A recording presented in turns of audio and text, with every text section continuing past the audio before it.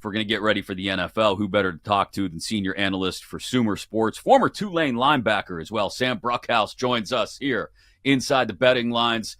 Sam, you just said something, and the look on both our faces when you said it was like, oh, okay then. Tell me why you are all in on the Cowboys at this point, sir.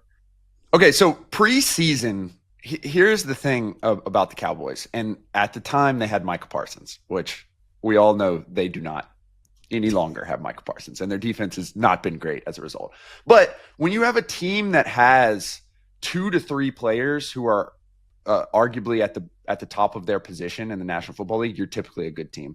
Tyler Smith is out this week, it seems, but and also CeeDee Lamb is also out. But when you have Dak Prescott, who was the MVP on our Sumer Sports quarterly check-in terms of our Sumer scores, that is the difference maker. And their offense is performing at an extremely high level, particularly in the passing game, but they're also able to run off the back of new offensive coordinator Clayton Adams, who's coming in from the Cardinals. And when you have a good offense in the National Football League, it is an offensive league. It is a passing league. They are able to do both of those things. I think they are going to hammer their preseason win total. I think they're going to hammer their win total right now. And I think they should win against the Jets this week.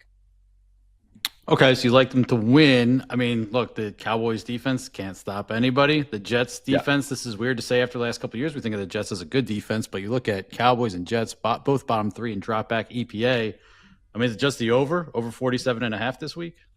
I just think the line, number one, in terms of the over-under is low. Like, I think there's going to be a lot of points here. The dirty little secret about the Jets, though, is that they have been a great success rate team, both on offense and on defense. And the EPA has been nailed by big plays and fumbles on the offensive side of the ball. So I think if they can iron out some of that, the over does look good. But Dallas 1.5, I think Dallas is just a much better team. I think that you could really get juice anywhere with going with Dallas this week. Sam, early game tomorrow. We get another early game overseas to kick things off for Week 5 of the NFL.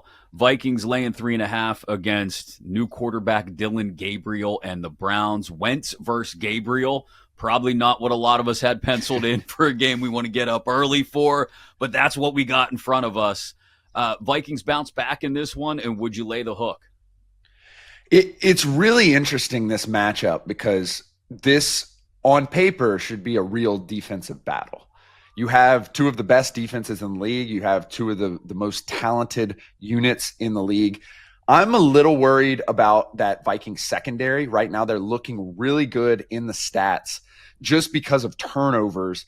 And I wonder if the switch to Dillon Gabriel may unlock some of the wide receivers. So I'm a little interested in what the Browns can do. The issue is, on the flip side of the ball, the Vikings have a problem. And their problem is they cannot get the ball literally at the total enough to Justin Jefferson, TJ Hawkinson, the rest of that crew over the first 4 weeks. So I think if we see the sack rate or in the scramble rate low for Carson Wentz, it's going to be money for the Vikings. But on the flip side, if you look at Cleveland, I think their defense is good, and I'm really interested in what Dillon Gabriel can do. I think they are leaning into the variance provided by the rookie quarterback as compared to the veteran Joe Flacco. So I think if early on Myles Garrett is able to get to Carson Wentz, this certainly should be a Cleveland Browns game.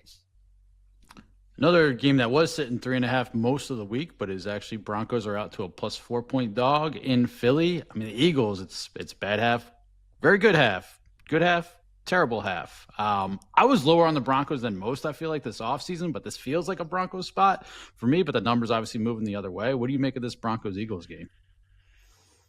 Philly is just the gift that keeps on giving from a content perspective with A.J. Brown, and apparently Devontae Smith is also frustrated with the pace of the offense. And right now their offense is basically just Jalen Hurts scrambling and running. And that's not ideal. The problem is, on the flip side of the ball, the defense of the Philadelphia Eagles is absolutely incredible. We have 4 players on our quarterly progress report as all-pro level performers. That's Jordan Davis, Jalen Carter, and both of the linebackers, Jahad Campbell and Zach Bond.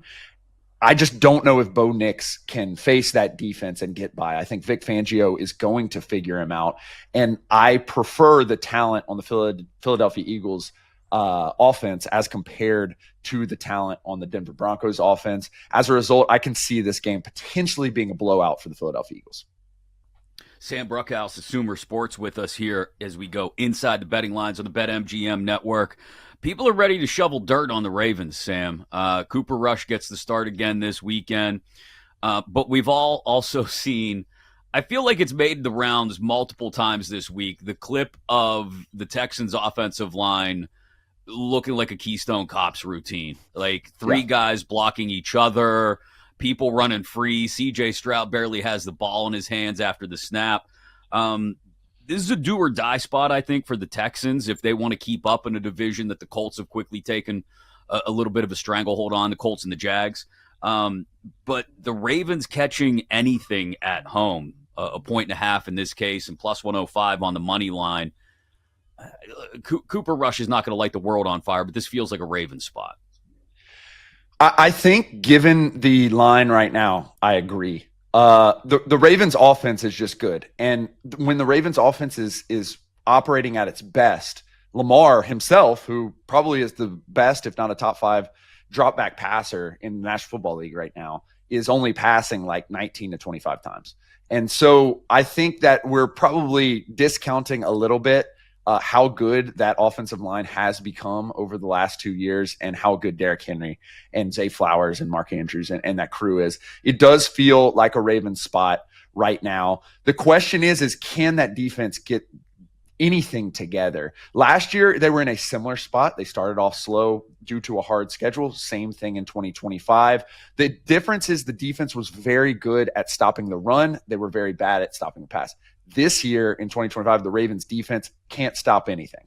Now, is that due to a hard schedule? I don't know, but this is the game to get it together. I like them to figure it out. I think Zach Orr is going to figure it out, the defense coordinator for the Baltimore Ravens. I agree. I think this is a Ravens spot. So, Sam, I believe we heard during the break that you are a Saints fan. The Saints are favored this week at home against Jackson Dart and the Giants. Jackson Dart making his first road start in the Superdome. As you said, Saints are playing hard, and they haven't thrown in the towel just yet. They're at home. Atmosphere should be, should still have a decent home crowd. Just whether it's micro or macro, what do you make of this game with the Saints favored against the Giants and kind of Jackson Dart? What you guys, one game sample size, but saw from him and kind of project him going forward. In terms of expected points added, the Saints right now are frankly around average, and we're seeing okay play from Spencer Rattler. They got the only game that they really truly lost was probably due to special teams play against the Seahawks. You get down 21-0 because of 2 special teams play. That's just an absolute killer. As a guy who previously, in a previous life while I was playing at Tulane, was a special teams guy. So it's difficult to come back from that. So I think that could be the difference in this game. I think these are 2 evenly matched teams. In terms of Jackson Dart's projection, rookie quarterbacks typically do not perform well. When you really look at what he did last week, Jackson Dart was not a quality starter by any means. But you look at who is the best unit in this game, and it's the Giants' defensive front. The defensive line is very good. The linebackers are very good. As a result, I would lean towards the Giants on this one, but I do think it's an evenly matched game, and I do think that it probably ends up being a back-and-forth fourth-quarter affair. Pretty straightforward, simple question here, not just as it relates to them laying 3.5 at home against Tampa, but in general. Are the Seahawks for real? The Seahawks defense is the best in the league. They're the best in the league from the terms of the scheme that they are running. Mike McDonald basically invented a new way to teach defense, and that's really excited me and the other folks at Sumer Sports. They have excellent talent. You think about guys like Leonard Williams. You think about guys like Ernest Jones, who barely missed our quarterly progress report at Sumer Sports. You think of some of those guys in the defensive backfield. That defense is for real. The question is Sam Darnold for real? Right now he's sitting, above the 10 spot in expected points added per play. He's in a very similar position as the Vikings were. What is happening, though, is in expected pass positions, he is not doing extremely well. Typically, he's doing better on first and second down. And when teams really try to lock in on the pass, he's not performing to a high level. I do have real questions, but they kind of negate that with the way they like to call the offense. I think the defense is for real. So I do think the Seahawks, as it stands now, can compete with the Rams and 49ers in the NFC West. I think that's a really, really difficult division. But in the course of the entire NFL, I think they're for real. Sam, Monday Night Football, like I try saying this out loud. The Jaguars beat the Chiefs on Monday Night Football, and I can't get there. I can't really get there. But they are a 3.5-point dog. Two pretty good defenses. Maybe there's a case, for the under. How do you see Monday Night Football playing out? And is it as simple as Xavier Worthy's back and the Chiefs' offense is fixed? So thus far, Jacksonville's defense has been really good against the pass. The question is, mostly in terms of expected points added, that's because of turnovers.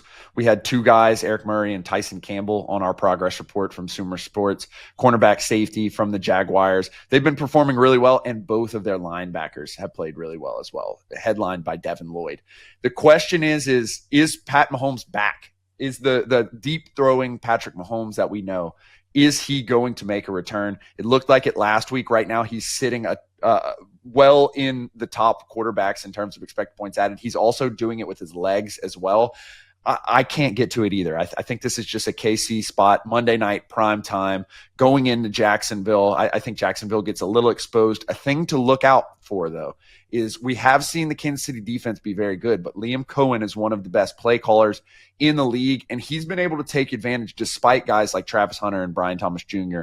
not playing super well. They have Travis Etienne, the running back, who has made a return to form after a tough year last year, good year prior to that.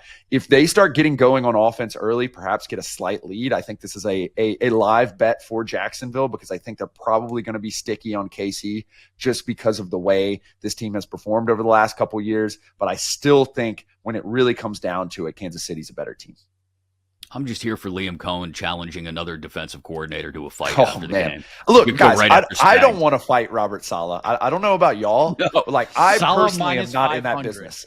Yeah, it's not close. That's not a business I want to be in. I think Spags might be the favorite. Advanced age or not, he might be the favorite against Liam Cohen. Liam doesn't strike me as sorry. The whole Duval. I might have to make a tier list of best fighters amongst NFL head coaches, and I'm I think Todd Bowles is probably up there. Todd Bowles, New Jersey guy, has been all over the league. I think he's probably good. I think D'Amico Ryans is probably number one, though. That man is a house. Dan Campbell's got a belt somewhere. It's the Intercontinental belt, but he's got one. Yeah, he's definitely in the S tier as well. Let me ask you about the Commanders heading out west. They get Jaden Daniels back. The Chargers, as good as they looked the first few weeks of the season, that offensive line is just falling apart. Yep. Chargers laying 3 at home against the Commanders. It seems like a decent spot, in my opinion, anyway, to take the road dog on this one. If I could get it to 3.5, if I could get 3.5 somewhere, I think I'm definitely on Washington. Yeah, and the offense has performed well without Jaden Daniels. And so I think the real question is, given that they don't have Khalil Mack, who got injured at the early part of the season, can they get pressure on Jaden Daniels, force him to scramble, and force him to not get the ball in the hands of the wide receivers? And I think that answer is probably no. We've seen Jaden Daniels be able to perform. The offensive line has really rounded up after that rough Packers game. Laramie Tunsil appeared, and Chris Paul, who basically was a sub-in middle of the year after a reshuffle on the offensive line, has played very well. They both appeared on our quarterly progress report. And so I do like Washington in this game. The big question is can Justin Herbert keep it up? And for a season-long view, if Keenan Allen or any of those wide receivers go on, I tend to believe that Justin Herbert can do it. I mean, we've seen it for years and years, him able to overcome injury, able to overcome a lack of wide receivers, a lack of offensive line, multiple different offense coordinators. He's been able to get it done. But the Chargers, I think, are probably the second most interesting team after the Cowboys right now. They're doing a lot, and we'll see how he performs. Sam, great stuff. We appreciate it as always. We'll check you out at Sumer Sports. Senior analyst for Sumer Sports, Sam Bruchhaus, here inside the betting lines with us on the BetMGM network. Thanks again, man.